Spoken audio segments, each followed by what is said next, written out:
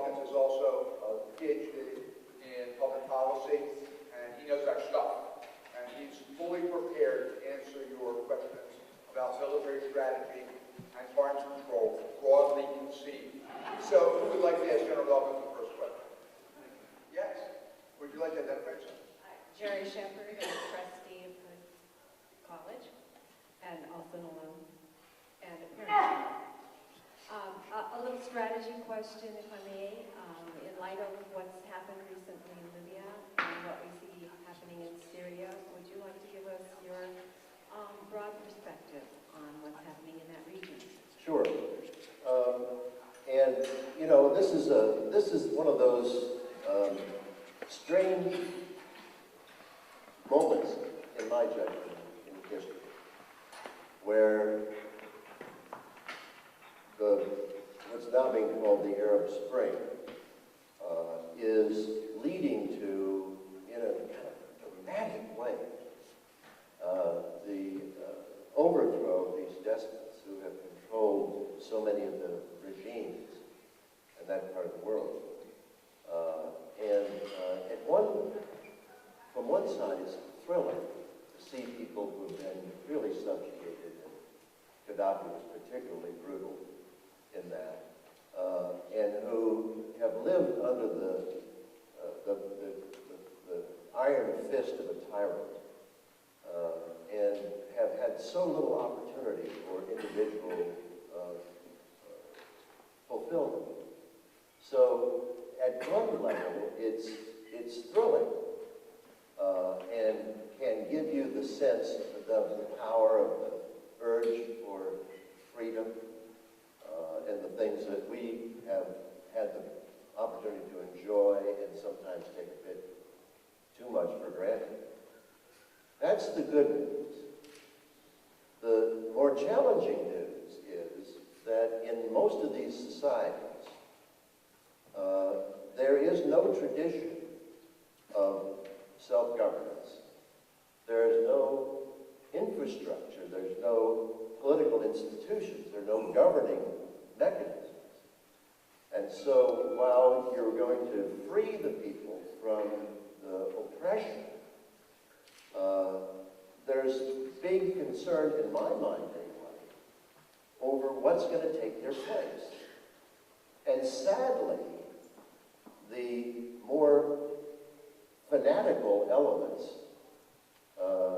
the more strident fundamentalists in the Islamic countries tend to be more organized, and they're more powerful.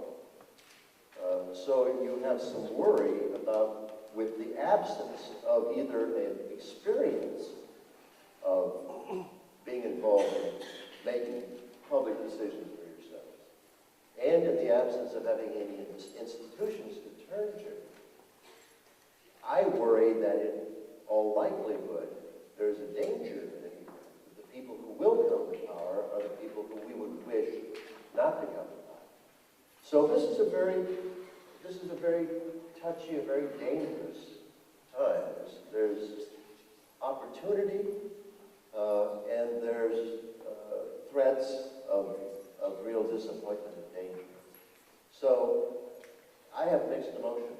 I'm hopeful, and I'm hopeful that we can find ways to be helpful. By the way, the other thing that's complicated in the part of the world where the Arab Spring is now occurring is most of those countries are tribal in their structure.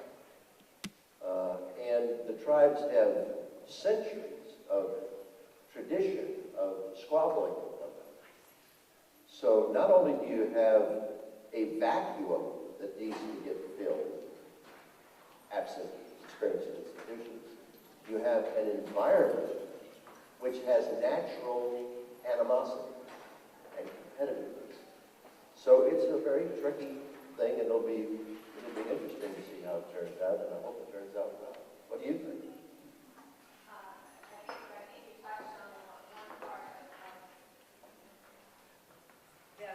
I think you should hit right on the one part that is truly of concern, that is in Libya, for example, that Libya is actually 130 different tribes that were united under Gaddafi.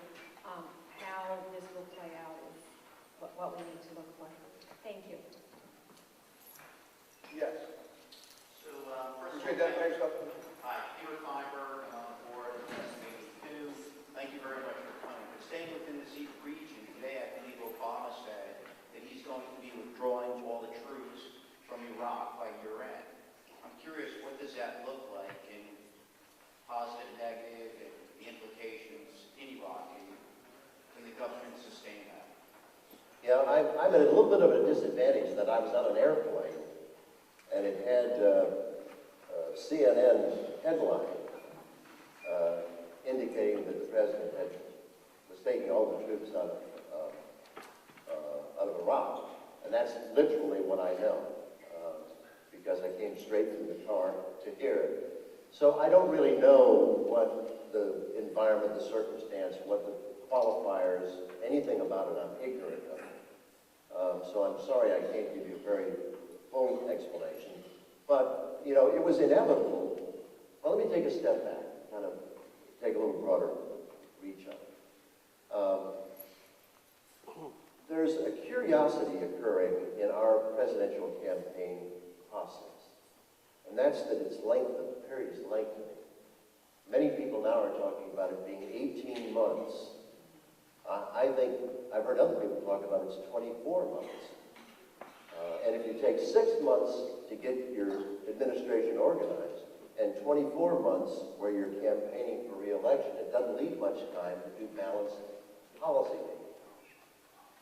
Because I really do believe that presidential campaigns occur at a funny time. I mean, many of the elements of logic and balanced thought get thrown out or get trumped by the imperatives of presidential campaign political action.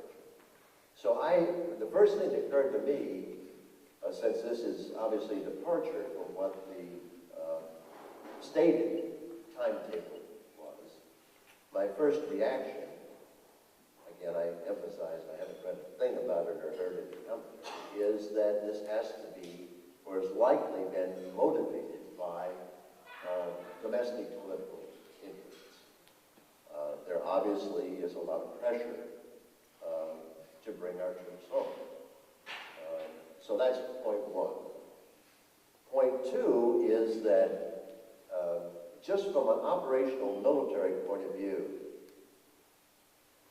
it's very scary when you begin pulling a force out and you're diluting down the size of your soldiery there. It becomes very scary about looking after your own soldiers. You get down below critical mass, and Iraq is no different than many of these environments that we're working in, where you don't know really which of the people who profess to be loyal to you are in fact loyal to you, and who are imposters. So I'm sensitive to the fact that, and I think there's a legitimate argument, that at a certain point, when you thin down the density of your active combat forces, there's an argument that says you want to collapse them in a hurry and not just gradually salami slice them down as they get more and more vulnerable. I do not know if that's part of the calculation that lies behind this or not, but I think there's a logical case that can be made for that. By and large, as I understand it, we are still going to have a presence in Iraq for a long time. But it may be more intelligence, logistical, signal, support presence there than an operational military presence. But I was startled, I was surprised by it. And you all probably are better informed than I about what's going on. That would be my off the top of the head comment. Thank you. Next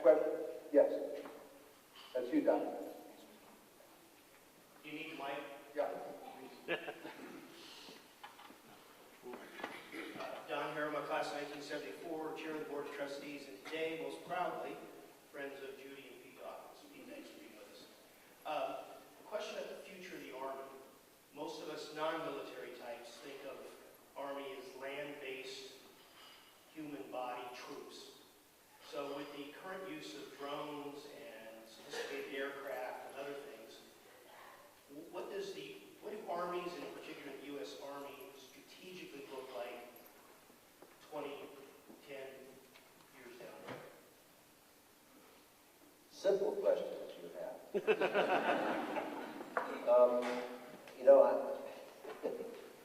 don't know if Judy let me say this or not, but I don't have a crystal ball.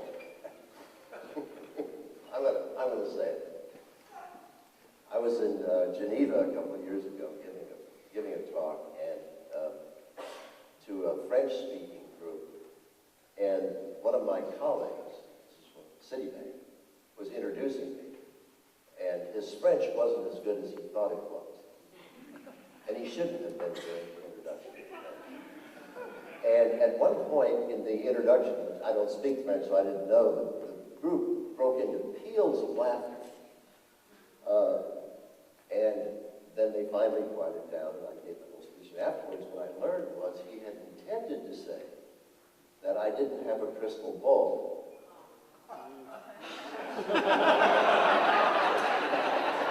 And it came out differently. So all I want to say, I don't have a crystal ball. I mean, we're going through a period of transformational change in military combat, no question about it. The most dramatic dimension of it, in my mind, is what we found in the success of drones.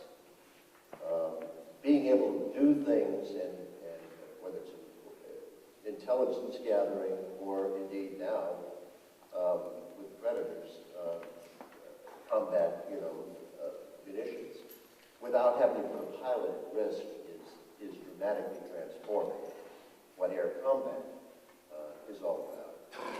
And the Air Force Academy, by the way, is decreasing in size. The Air Force Academy will now be smaller than the Naval Academy and the military academy. That also is manifesting itself in the Army directly in robotics. Sadly, we have taken so many casualties from IEDs and roadside bombs, and the bomb disposal people have had to go in, and it's an extraordinarily dangerous job. But the particularly miniaturized robotics now they're getting to be enormously successful and effective, and there's all kinds of tasks that are going to be able to be transformed, an increasing number of them over time. So there's no question but that the technologies are advancing at a massive rate. To jump a little bit from this down and talk about the issue with healthcare. We've got a crisis in the fact that there's fewer and fewer doctors entering the practice and higher number of them leaving. And I had a fascinating conversation yesterday with a surgeon who's very involved in this and was explaining how one of the movements they're moving towards is being able to have people do counseling and diagnostics without having the patient come into the hospital, or without having the specialist move from their clinic to the hospital to meet with the patient. But by being able to have all the CAT scans and the digital data available at very high resolution, and being able through teleconferencing, they think they can dramatically change the way that doctors practice medicine. It's that level of sophistication and advancement in data transmission that I think is going to be the most dramatic change. You now have the units where every soldier has a sensor on it. And all the vehicles, combat vehicles, have screens in them, and you can actually see the disposition of a squad in the middle of the firefight. And it allows you to do extraordinarily more surgical things. Because I can remember the din of battle, Fred, you do too, where you didn't have any idea what the world was going on.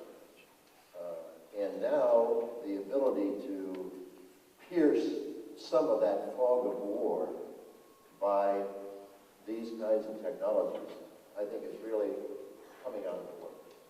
So I don't see it clearly, Don, where it all goes, but there's no question in my mind that we are going to become increasingly technologically equipped. And, by the way, one of the things I worry about, technologically vulnerable. I worry about the fact that our soldiers all use GPSs. One of the big things when I'm an infantryman, one of the big things in training is you had to learn how to land navigate. You had to be able to figure out where you were and where you're going. Our soldiers don't know how to do that. They just look at the device. Well, what happens if they knock out our seven? If we've got a whole generation of soldiery who don't know how to navigate absent those devices, then I think we've got a vulnerability, and that can manifest itself a lot of different ways. So it's a terrific question, and it's one that will make it very exciting to see where all of this leads. Next question. Yes. My question is, first of all, thank you very much, General, for coming out and sharing your expertise and experience with us. But we talk a lot about the changing face of the Army. We talk about our small engagements in Iraq, Afghanistan, and Libya, and now Uganda. And I wonder what your take is on our preparedness for a large-scale war with possibly a nation-state. I guess two parts. Firstly, how prepared is our Army to fight a large-scale, broad-spectrum engagement with a nation-state, for instance, maybe Iran or whatever? And secondly, if we aren't prepared, what do you suppose are the best policies that we can implement to, or training, or in your opinion, how can we best prepare ourselves for such an experience? Excellent question.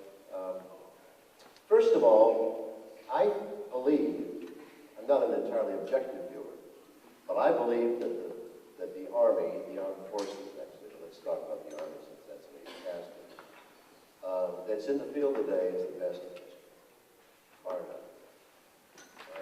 These soldiers of ours, we deserve to be enormously proud. They're smart, they're savvy, they're extraordinarily well trained. I think the leadership that they're serving under is first rate. We've never had a fighting force any place with the consistent high quality that the United States military has now. I'm enormously proud. We owe all those young people a tremendous debt of gratitude.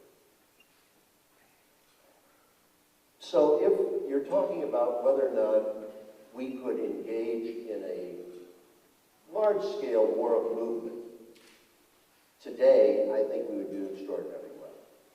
There's a residual experience from the first Iraq War and the second Iraq War. And one of the things that happens, I'm very concerned about the effect of multiple tours on the families of our soldiers. Because some of these, particularly the non-commissioned officers, are going back to 5 and 6 and 7 tours.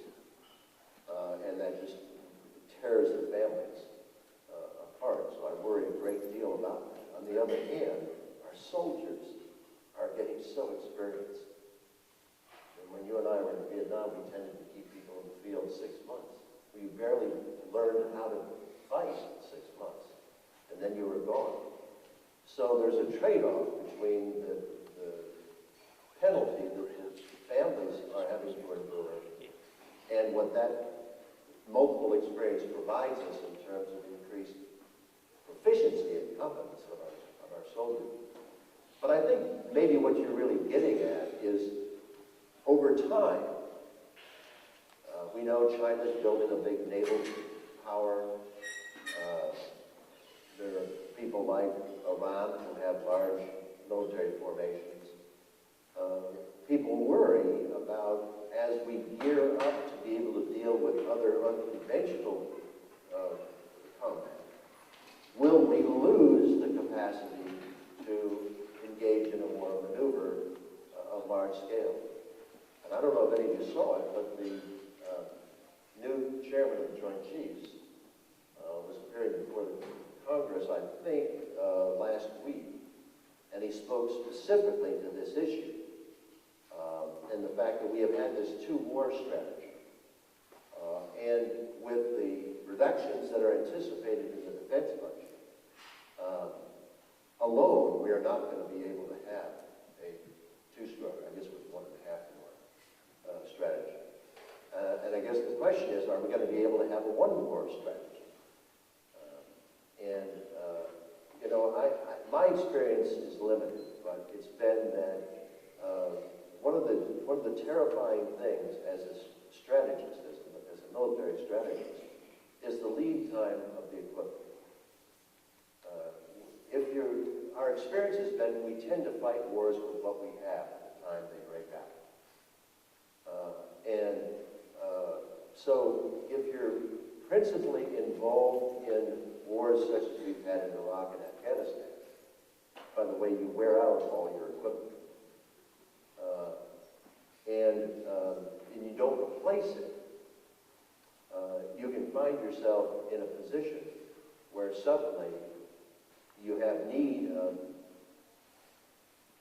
weapon systems and quantities of munitions that you simply don't have. And I can tell you, it's on the forefront of the chairman's mind right now. It's how is he to structure a strategy that allows him to fight a continuation of unconventional wars and still retain the capacity to conduct an effective campaign of modern war maneuver. And that's a tricky one to do. Thank you. Yes. Say it. Hello, my name is Victor Padilla, Hi, thank you. and I'm a political science major. And before I start, I just want to thank you again, both for your service in the civilian world as well as in the military world. Being with us today is truly, you put a face to everything we hear about and everything we see. So thank you. My question goes back to Iraq. And the question is that with all of the different factions that are in Iraq, I feel that and we've seen evidence of it when we've had troop withdrawals, that it seems that they're waiting for us to leave to do something. And I fear that if and when we do withdraw, and if the country implodes on itself, how vulnerable are we around the Middle East with that perception that we have come into a country, the country destroyed itself right after we leave. So our presence around the rest of the Middle East could potentially be propaganda to say, if they're in your country, the same's going to happen to you. A big worry. A very big worry. No question about it. And I would say there's a not insignificant risk that that set of circumstances could come to pass.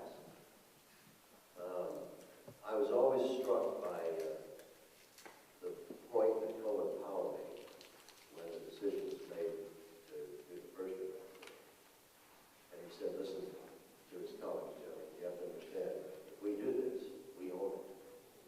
And he was speaking to the very point you made. It's not enough just to defeat the military force then.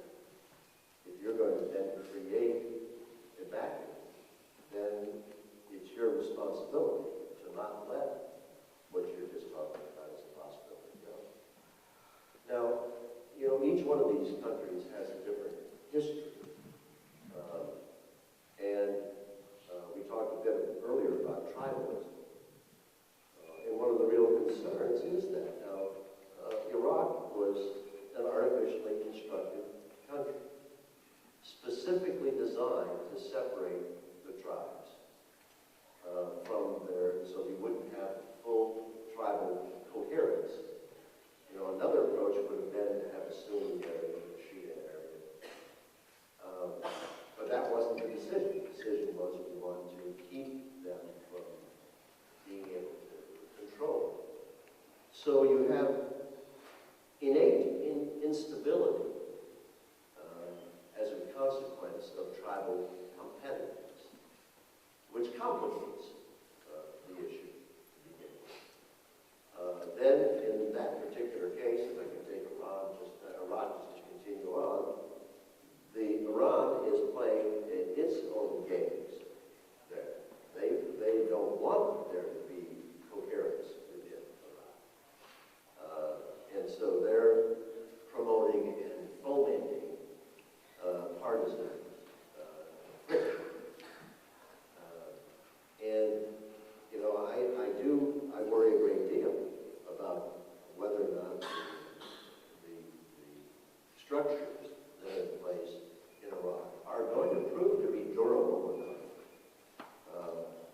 and that the military is well enough developed to provide that protection. And the one that I really worry about most is the police forces are infiltrated with people of dubious loyalty, and that could cause a great deal of dissension and concern.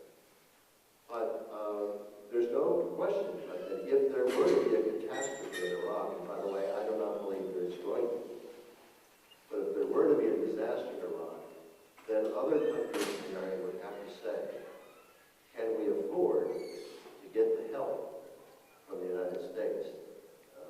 Because maybe when we need it, they will decide that they've gotten tired of it and go away. These are strategic issues of paramount importance, not strictly military issues, but strategic questions that are major. Next question. Yes. Lady, with that.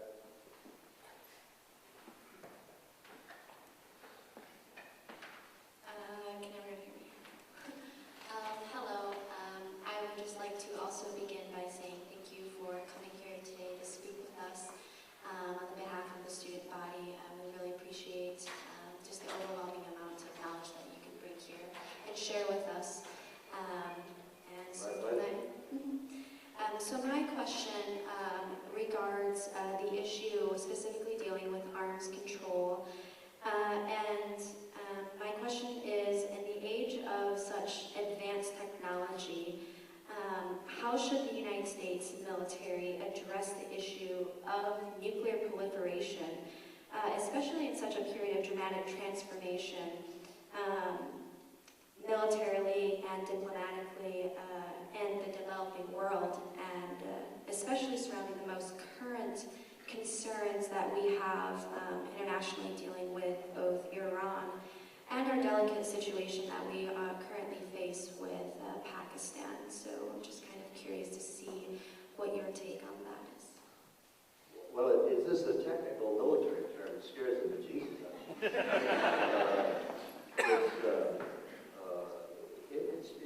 It's very worrying.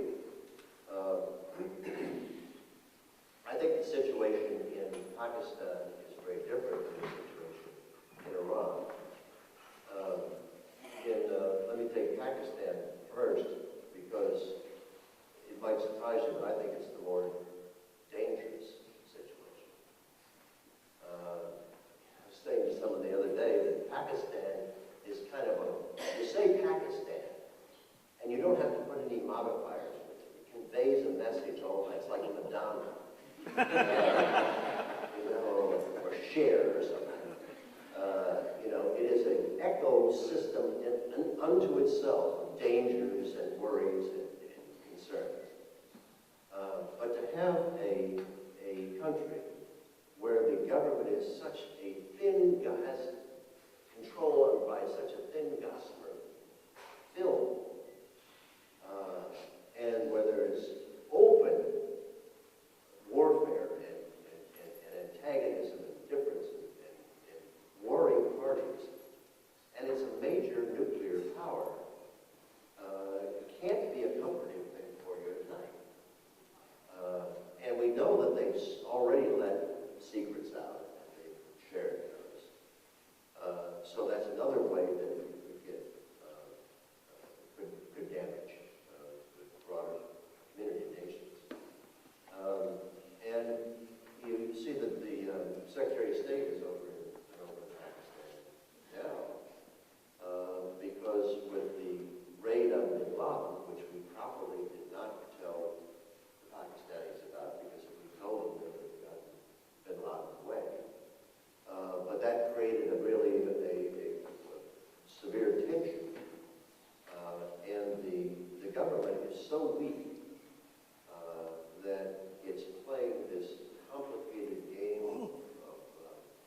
wants to cash in order to stay in power. I'm a little fly here, I'm not doing nuts. And so I think that's one we just have to walk on the coals very carefully. It's simple to be outraged at why we're tolerating some of the behaviors in Pakistan. But I think it's understandable when you realize we have to keep some kind of contact, some kind of ability to deal with them because of the embedded nature of the threat of their nuclear force. Now, Iran is a little different circumstance.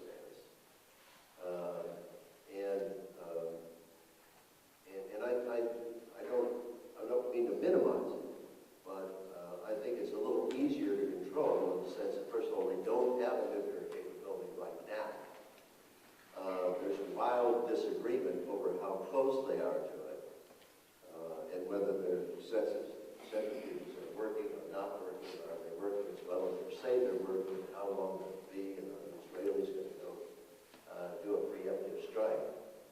And I think that's going to keep the kettle boiling in some unfortunate ways.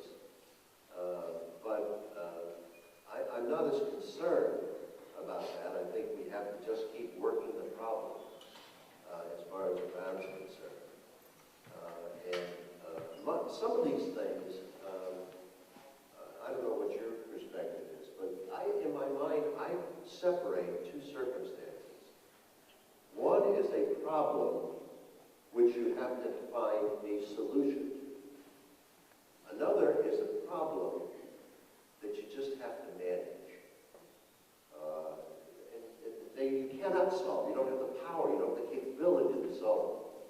And I think particularly in the case of Pakistan, this is a problem we have to manage. I don't know of any way that in the short term we can solve it. This will have to be the last one, yes, ma'am.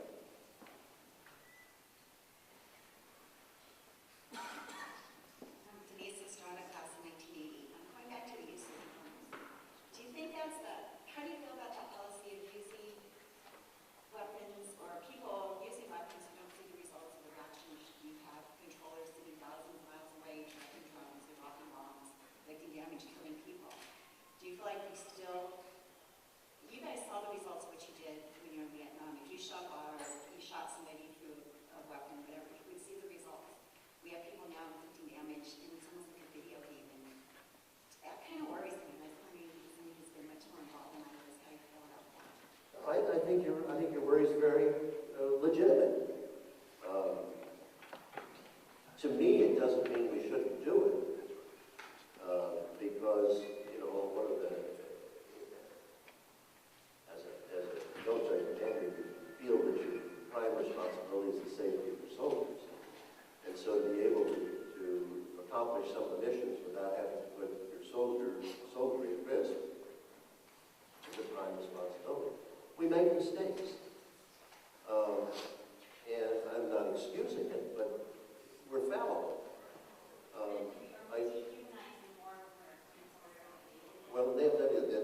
I understand that you're getting to the psychological factor, but let me just make one other point first. And that is, war is a blunt instrument. War is not a surgical scalpel.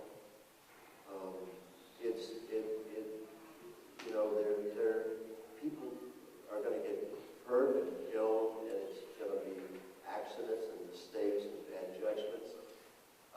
And that's a part of it. You can't make that go away as hard as you try. But you do make a valid point. That is, if you're a part of it, you are physically there, a part of it, and emotionally there, it has one level of engagement. But sitting off in Iowa or Kansas and with your joystick improperly made, and you're guiding a drone and looking at it, depending on, looking shadows at people, is there a degree to which that makes it easier for you to not understand that you're about to take somebody's life?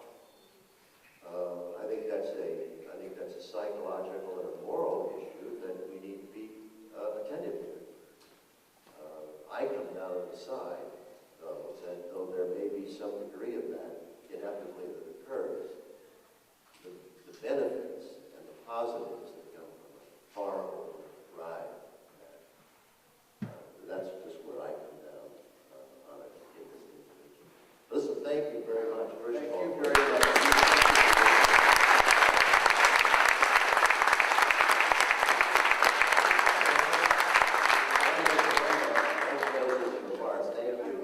Really, all of you for being here. You may have figured it out already, but I should admit that I'm a charter member of the frequently wrong, but seldom in doubt school. So I have an opinion on everything. Much of it unfounded on any factual basis. Anyway, thank you very much. Quite the contrary.